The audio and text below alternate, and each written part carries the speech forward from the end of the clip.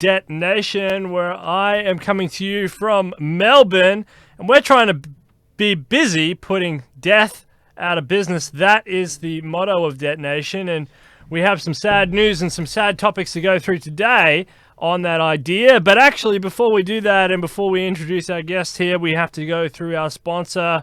And Mr. Kerecz, I hope you're having a good time. So that's Thrivous. You got to get your hands on some Thrivous. Thrivous is to it here. Yes, absolutely, right there, right below Mr. Kerecz there. Thrivous is on a mission to help you access technology with the greatest potential to improve your body and brain. You need nootropics and geoprotectants. These are really, really important. This episode of Detonation is sponsored by Thrivous, the human enhancement company. Thrivous is giving exponential gifts to Detonation fans. So if you're a fan of Detonation, you want a gift, Mike DeVerde has been chewing up the gifts like candy. Somebody else should get in there and do battle with Mike DeVerde. Otherwise, he's going to keep on winning. Keep on winning, Mike DeVerde is going to keep on winning. So each gift starts at $5 and increases exponentially to 160 smackaroos based on the number of fans that share the episode. It's in the description if you want to know. Check out the rules. Which again Mike, is well done, Mike DeVerde. And John, you can do this as well. But you're an old friend of mine. It's good to see you here. Also, we've got the clock in the corner. That's the March debate for the free and equal election. That's going to be Ben Zion 2020. We're supporting that, obviously. Anything to do with Ben Zion 2020, right behind 110%. So 27 days, 11 hours. He's preparing for that as we speak. We're very excited for that. The USTP is excited as well. And the other update I have to do, which is extremely excited about, and we're going to have David Wood on this time next week, is Raft 2035, the roadmap to abundance, flourishing, and transcendence. I have been reading this thing. I have been reading it. This is amazing, ladies and gentlemen. You really have to get your hands on this. This is going to tell you about the roadmap of technology and technological consequence on the curve for the next 15 years. And I'm telling you, ladies and gentlemen, it's going to be a bumpy ride if you're not watching Detonation. Just like a lot of people when we're watching Detonation and they're meaning for a bumpy ride, it's only going to get more intense. And Mr. Kerecz, you're here to help us out. You're here. You're the strong man. How are you going over there in America? Everything's going okay. We had talked earlier. It's been a bad couple weeks, which kicking death out of business is a good topic. As you always say in the beginning of the show, it's been kind of a funeral. Lots of funerals in the past couple weeks. Friend in California passed away. It was funny because I had interviewed him many years ago, and I was looking through some of my interviews, and came across and said, I haven't seen him for a number of years. It'd be good to talk to him again. And matter of fact, Noel Ramos that we had interviewed, he messaged me and told him that he passed away. And then a relative of my girlfriend's passed away, and another person I knew that was a local political party member that I'd known from being in the Junior Chamber of Commerce passed away. And then my one bandmate's dad passed away. I was just at that funeral today, and it's sad, and it's some of it is my age, and but it's just would be nice to be kicking death out of business. And it would be. It's too many customers, and we were talking. Brett and Ali and I were talking about this coronavirus.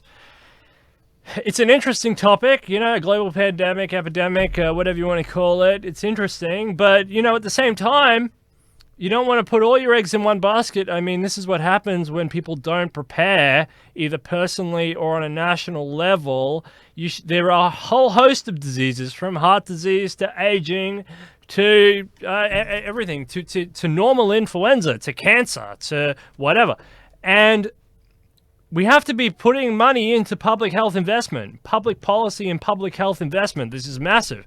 And every time you don't do that, every time you delay that, you end up with more and more people hitting that curve. And everybody looks at everybody knows what the the age pyramid. We've all seen the age pyramid, and we all know how it gets fatter and then it gets smaller. And the reason it gets smaller is because that's the customers there for death, and we want to get rid of that portion of it.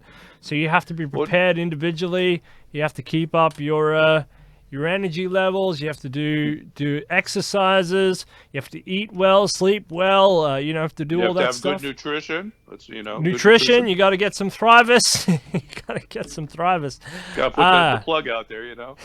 But yeah, it's true. I tell you, I'm surprised that sometimes people have to change their attitudes on things too. Like dealing with my office job, and there's a woman that's working there that has parents in China, and she's on leave right now, and she's kind of trapped there right now. And I talked to her boss, I've known him for 30 years, and I said to him, what happens with leave? He said, well, if she doesn't get back soon, she's gonna be on leave without pay. And I thought about this a little bit, and I thought, that I think in itself is a wrong attitude, because it's kind of like promoting that they want a person to come back as soon as possible. And if there's a disease out there, I think they should be happy to pay a person to actually stay off work until they're sure that they're not contagious, not still kind of push them to come back to work. I mean, it depends. It depends where you work. But it's more a possibility, I think, of the healthcare system having to pay more money out if more people get infected by her hurrying back than making sure that she is not contaminated. If you see what I'm saying, it's sort of like be more beneficial to probably pay her than to have to pay potentially other people that might get sick from pushing to have her come back early. Let her stay as long as possible until you're sure that she's not infected. Yeah. That in the long run is a more safe and also less costly method of you're preventing it beforehand more than worrying about it afterhand. Yeah. So I'm just saying, sometimes I think the views are a little backwards. Sometimes that's all. I mean, it just depends where you work. If you work in a private company or if you're working for the state. If you're working for the state, it probably makes sense. If you're working for a private entity, unless it's a megacorp like McDonald's or Disney or something like that, I mean, a small to medium price enterprise probably can't absorb that cost of a worker. Well, that is true, yes. Yeah. But if you're working for the state, I mean, why not? I mean, it makes sense. This coronavirus, it seems to be harassing people with very low immunity levels. Young people, very young people, babies, and very old people, and cancer patients, and stuff like that. But people who have low immunity levels, that's disturbing. But it's nothing out of the ordinary of any flu that we've seen before. I mean, all influenza does this. This is why the deaths of influenza just this year, this flu season in America, are over 10,000 already, because it targets those people who are already in a vulnerable state. Most people who get the flu, I mean, you get the flu, right? You can probably function in your own way. I mean, I just had the flu. You can function. You're okay. You get the sniffles or whatever. You can go on with your day. If it gets really bad, you might be bedridden for a day or two, but that's about it, and you move on. But people with low immune systems or who are already critically hurt, now this is where it gets dangerous, and it seems like this coronavirus is the same thing. Now, national governments have to protect every citizen, and that's the real issue, right? And that's the issue that they're having with any virus. I mean, it's not like viruses haven't been moving across the world. It's not like this is the first ever virus that just started randomly moving across the world. I mean, this is this SARS, MERS, whatever, Ebola, the common flu. I mean, all of these have been traveling around, and there's been different responses and different levels of responses to it. But it's the fact that it's a new one and it hasn't mutated fully, or they don't know if it's going to mutate. That's scary. What do you think? In Funny you said that about it's not new that viruses and diseases have come around. I think in the old days, those of us that conquered other countries used that to our advantage. When we go to a new Unknowingly, country, the Spanish. unknowingly, I think everybody that conquered new lands did it. We brought diseases with us, but today it's not about that. So I mean, it can be a scary thing, and I think what happens too is a lot of people get in relaxed states about certain diseases. There's a lot of people that don't want to do certain immunizations because a disease hasn't been bad for a while, and because of that, they slack off, and then a disease that people haven't been getting, they get again, and it's a lot of it's because of slacking off with preparing for it. And then also, I know some of the antibiotics that they've used on things, you got to a point where they overused some antibiotics, and actually some of the strains were immune to it. And I've seen them go back to some of the older antibiotics because the newer strains aren't used to the older ones anymore. They're used to the new ones, so they kind of have to recycle it around. So some of it can be the way they plan and how people get relaxed, and you gotta think of diseases as in they evolve around what you're doing, and you have to plan for that. And you can't help them saturated with one drug and then realize that they're going to get immune to it. And I know a lot of people also do the habit where they take the medicine until they feel better and then they stop.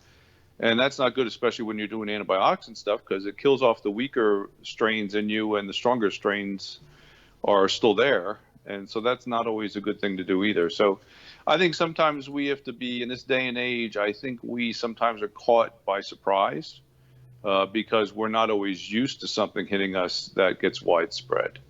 And we kind of become relaxed, the fact that we think that we've beaten most things. And then when something that's slightly different comes around, we're not always as prepared for it, or we don't always approach it, I think, in the logical fashion that maybe we should. You know what I mean? We're a little unprepared. Yep, What are I your love thoughts on that you that? brought up the antibiotics issue. This is actually something I've been meaning to raise. I keep forgetting to raise it. This is a big ticking time bomb on the global system. What are we going to use post antibiotics? That's the big question mark, right? I mean, everyone's thinking, oh, you get corona, you're going to take antibiotics. Well, it's a virus, it doesn't work like that. But what about when the traditional diseases that's being fought back by antibiotics eventually doesn't work? What are you going to do then? This is a huge problem, big issue. It's facing humanity. And going back to what you were saying before, biological warfare, absolutely. I remember back in the old days, in the castle era, used to throw cows or hurl rats and hurl human corpses over into the castle, so the castle that you were sieging, so that the people would get diseases and stuff like that. I mean, this is a old tactic, very.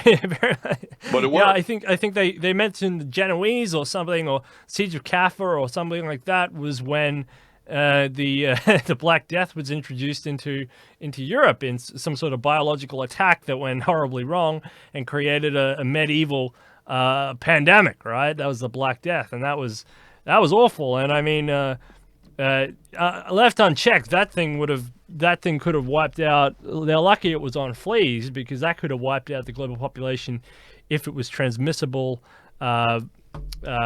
Such in a way as a virus was. Luckily, it wasn't quite like that. Sorry, what were you saying? I was just going to say, it's kind of funny you said that, because my old band, Seventh Layer, that we had a record deal, one of our songs was Bring Out Your Dead. And it was kind of a tongue-in-cheek, again, with Monty Python.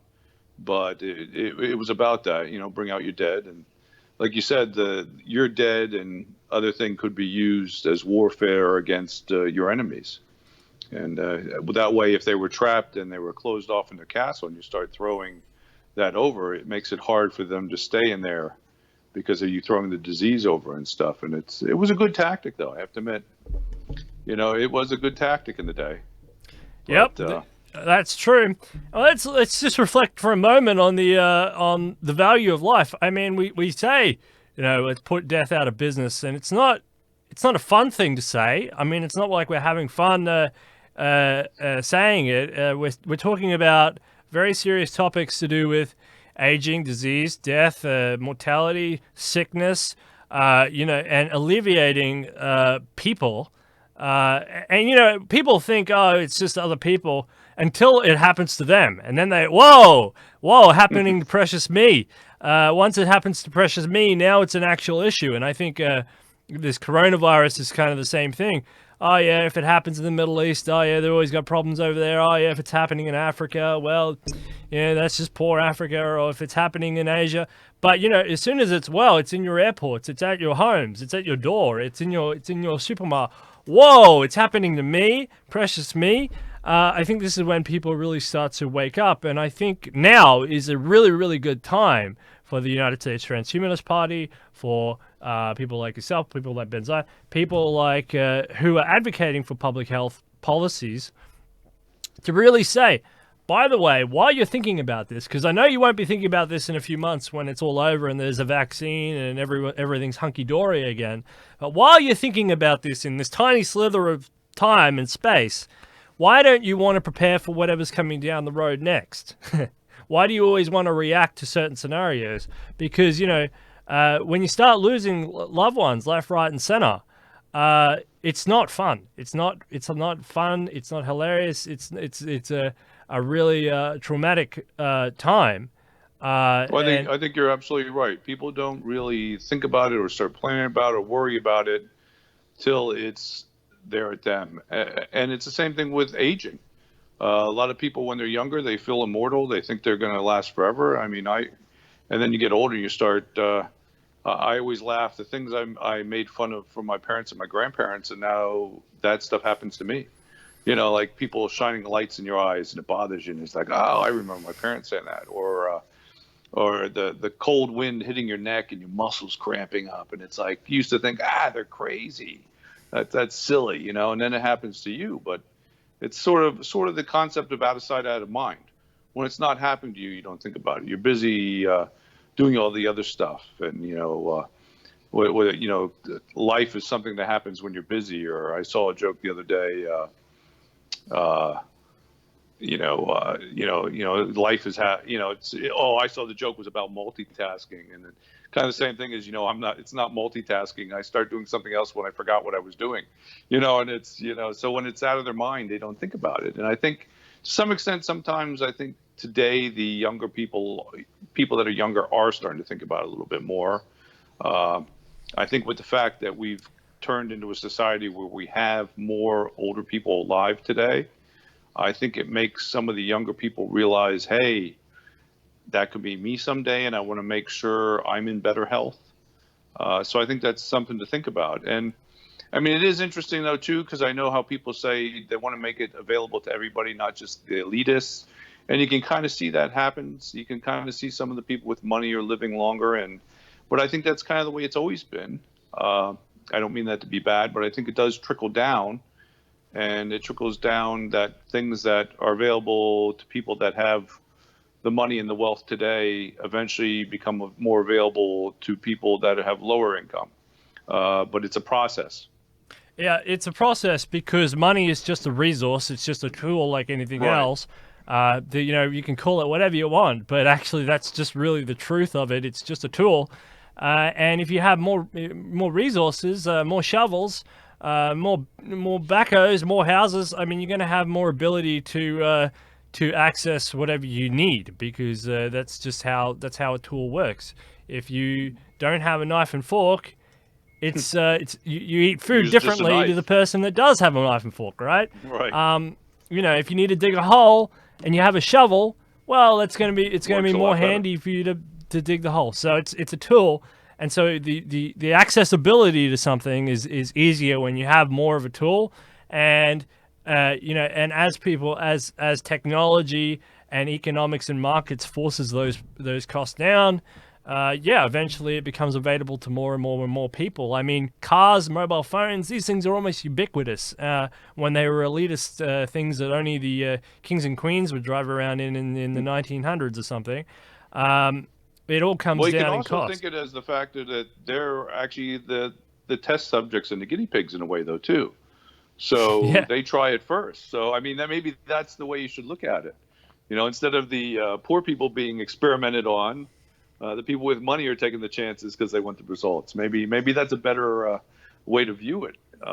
Yeah, and that's really true with a lot of the longevity stuff with the Peter Thiels and the immortalist stuff. They'll go a little. Even Ray Kurzweil. I mean, look at that guy. He takes a million supplements a day. I mean, this guy's kind of nuts when it comes to his supplement intake.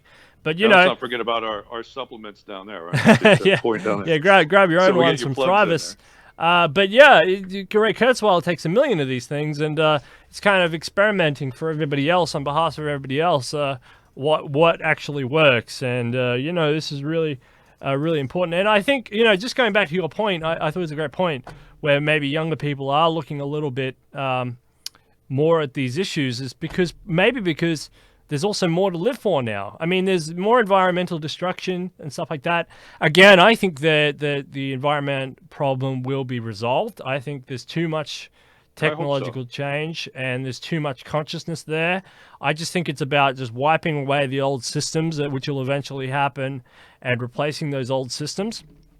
And if you lose a couple of cities to sea change, or if you lose whatever, I mean, it doesn't matter. It's just offsets of the cost. But I think we will eventually overcome the environment problem, and especially if if we can save what we can in DNA, save what we can in seeds, save what we can in a whole bunch of these other realms, and then terraform other planets such as Mars and stuff, while we advance old forms of life.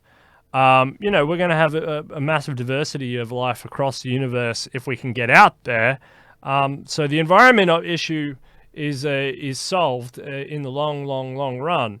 The human issue, not so much. The human issue on a lot of different. Well, I told you some of my views. I believe some of the technology that comes out of that will help us. I think some of the technology comes out of space travel will help us. And the interesting thing you said about the space travel, it's interesting how how science fiction becomes reality. If you look at the new emblem for the Space Force, it looks suspiciously a lot like the Star Trek emblem. So that's kind of cool and funny all at the same time. I kind of think that's kind of cool. So science fiction coming true there in a way. I wouldn't be surprised, because like the Enterprise was named after the Enterprise. So well, I think there was an Enterprise originally. I think there was a wooden ship, I believe, wasn't there? It was the name's been used for many different ships, aircraft carriers, different things. So there's a couple different Enterprises out there. So yeah. So we got a couple things. Let's see. What have I been up to otherwise, other than personally wanting Death kicked out of business, as we all do. Zoltan had come out with a new book, and I have been reading that on and off with some other things. Very interesting and very good articles. I did. I don't know if you saw. I did that.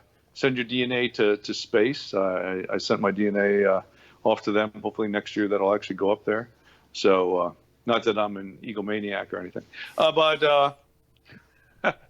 So that was kind of interesting. And me and you earlier were talking about the debates coming up, and the cross debate in Chicago, and I'm very happy that's happening. Early on, I had talked to Ben Zion, and I had talked to Howie Hawkins a little bit, and also mentioned it to Zoltan's people about trying to get a cross debate, and it's actually happening. And kind of went from me talking about it to a life of its own, and I'm glad it did, because it's actually going to happen, and it's going to be open to all kinds of groups, including hopefully some Democrats will actually be there at it also. And what are your thoughts on that yourself there?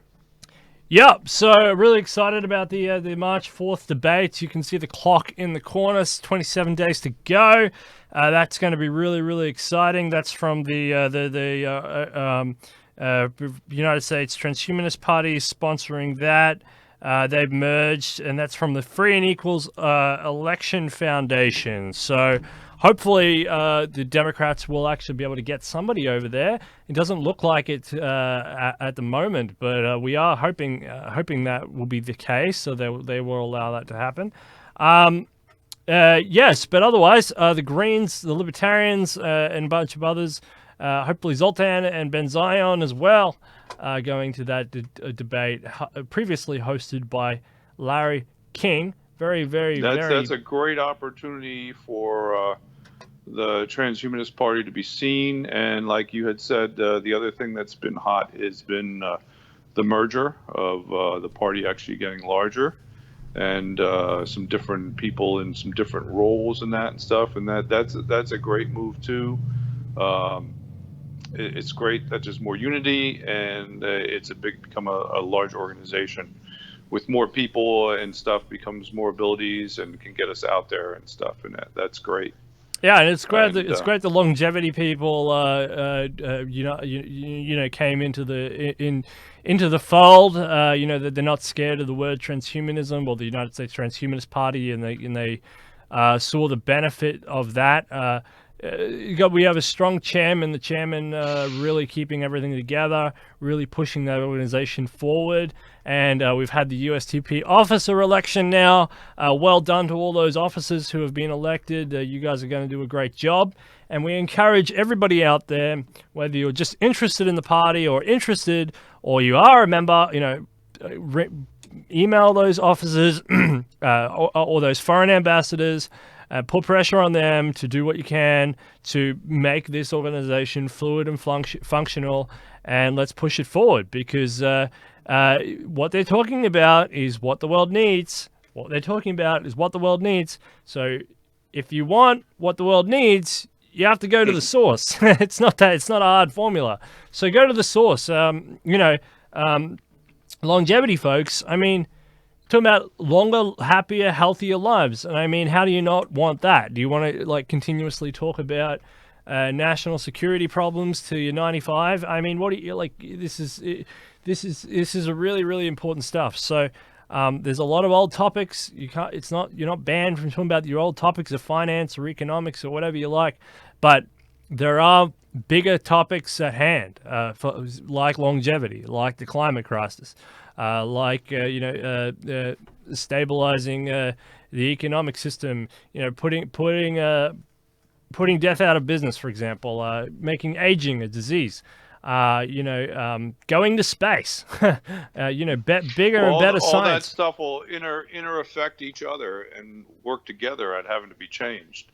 And as far as the party, again, great things happening, and it couldn't be done without our chairman and without our candidate-elect, too. So it's great what they've been doing, and they've been out there hitting the road and working hard at stuff. And it's great to have you doing our interviews, too. All that helps to keep pushing things, keep moving things, keep everything out there. And you're right, there's a lot of issues that have to be looked at that are important. And I think a lot of times things get sidetracked and people get deflected off of some issues. Healthcare, longevity, I like to group those together, because it's not just about, people think, oh, well, you just want to care about trying to live forever, and that's not the thing too. You want people to be healthy. You want people to live a long time. You want people to have quality of life, not just quantity. You want both things, and that's very important. And sometimes I think they deflect things, and people being guaranteed house and water and an income. I think that's important things that they deflect with other issues. And we had also mentioned earlier, it's probably a hot topic to say this, though, but this is Tuesday here. And I believe tomorrow they're still predicting to decide what is happening with the impeachment.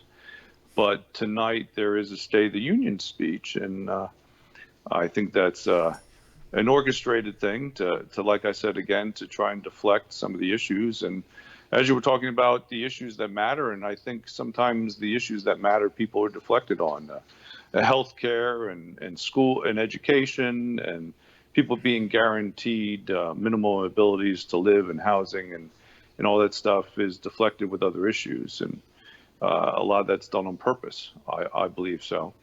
And I do think it's to get it done, it's going to change some things. And I'm getting older myself, and the days of when I could collect Social Security is getting closer.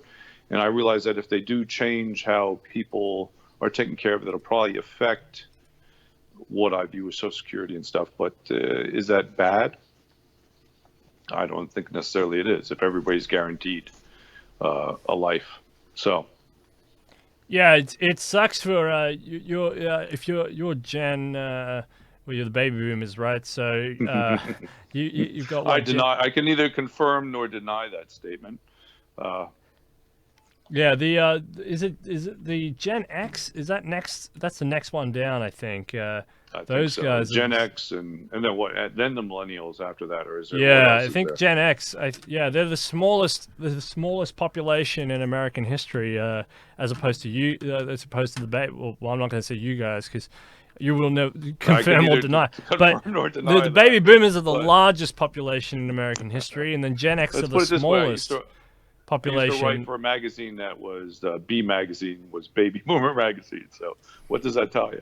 But I guess was it last year or so? I guess finally the baby boomers, which had been the largest group, had now become smaller than the millennials. And I think if you realize that wasn't because the millennials got any bigger, because they didn't, because they're past their time.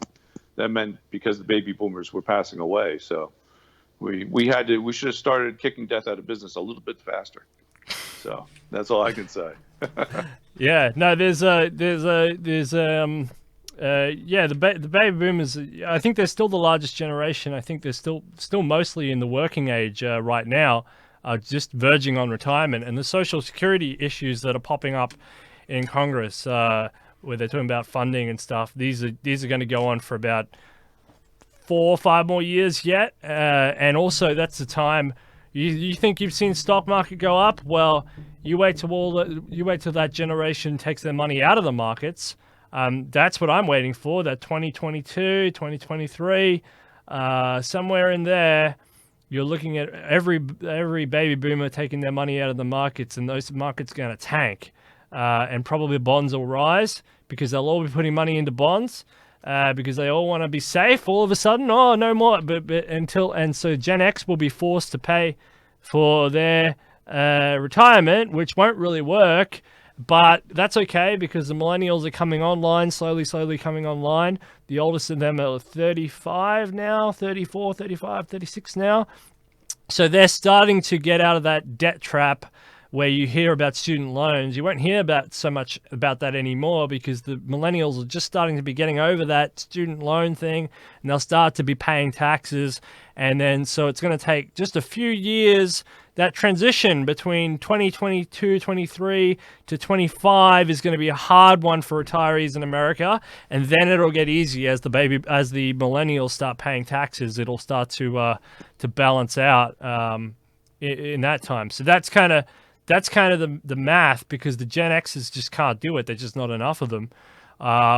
So you've got a lot of Social Security stuff coming up in Congress for the next 5-6 years, where they'll all be freaking out. And then once the millennials start paying taxes, it'll all start to pay off. And that's how it'll kind of go.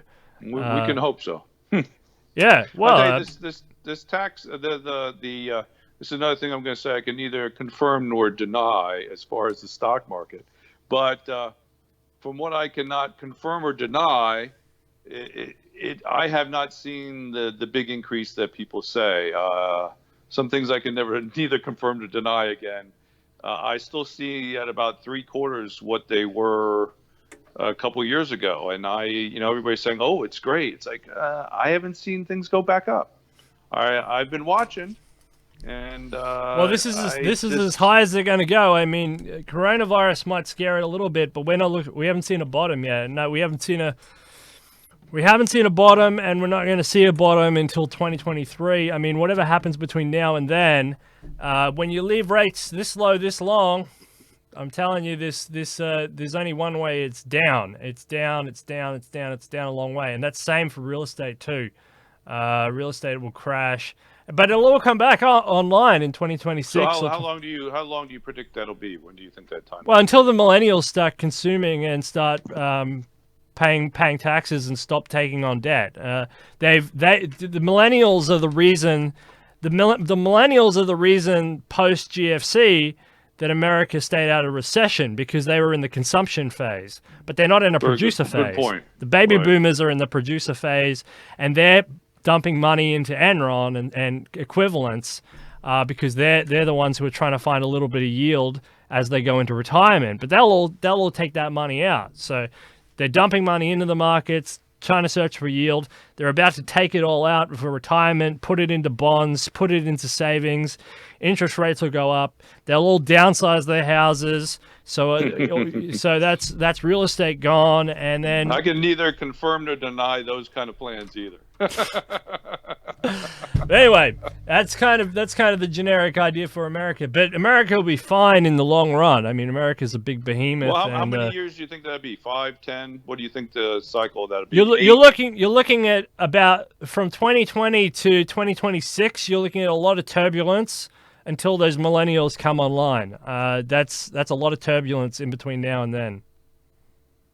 That's a good point. Yeah, I can see that. And for me, neither confirming nor denying, you can kind of tell where I really am on the whole thing. So yeah.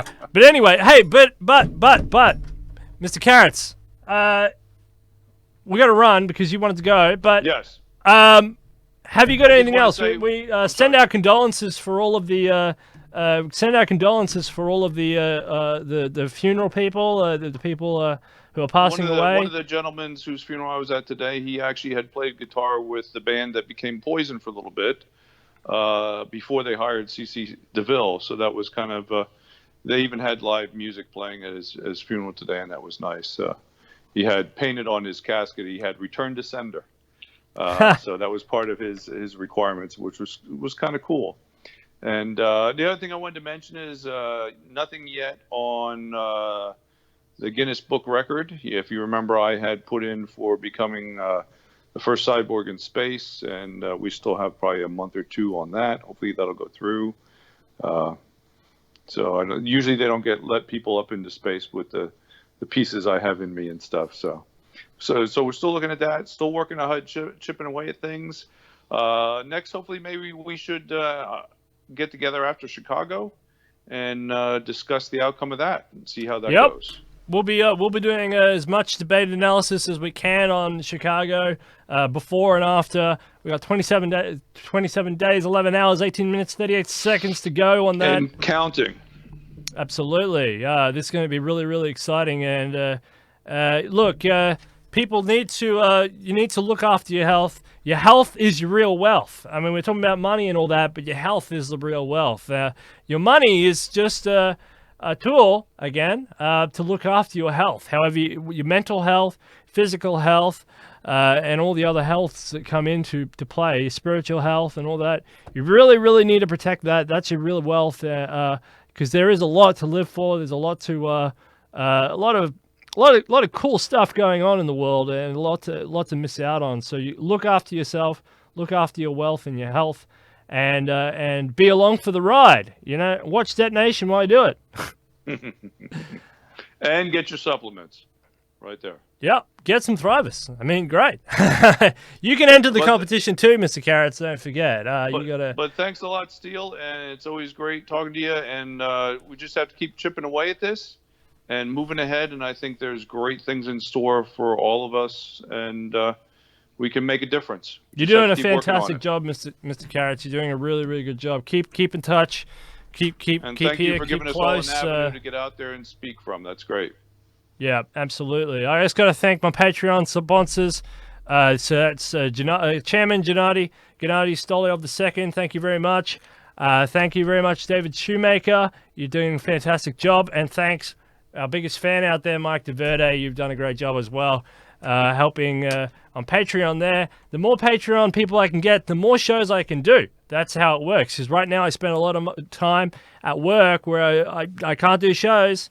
So the more, and then I can, with the money, what I do is I can just sink that into paying for rent and light and electricity, and so then you're basically doubling your money, because what I do is every time I have less costs on electricity, on internet, on the rent for the building, what happens is then I can use that to improve the show, because a lot of people say, why do you do the same thing over and over? Because I don't have the money left to actually do improvements. I can just do the same thing over and over, and that's how I have money to do. But every time you people get on Patreon and you throw it in, I have more money to actually improve the show, because I have less money to spend on infrastructure, and I have to go to work a lot less in order to just maintain what we do. So if you want different people, if you want eventually, you want better descriptions, if you want better tags, if you want better, another host, if you want more time on air, if you want your own show, I mean, whatever you want, I can give it, I can deliver it. I just can't deliver it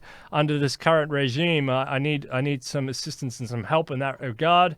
And so basically every dollar you dump is either doubling or tripling. I don't know. It depends how you think about it. It's probably tripling. I spend less time at work, more time on the show, and I can improve the show. So, yeah. But anyway, thanks very much, Gennady, Mr. Shoemaker, and Mike DeVerde. You've done a great job there. And thanks, as always, to Thrivous. And Mr. Kerecz, most of all, thank you so much. And Mr. Kerecz, you too, don't forget that Raft 2035, Roadmap to Abundance and Flourishing, that is a great book. I'm telling you, I'm reading it. I'm so excited. It's awesome. All right. Thank you so much, sir. Thank you again. Always, always. That nation where we're busy putting death out of business.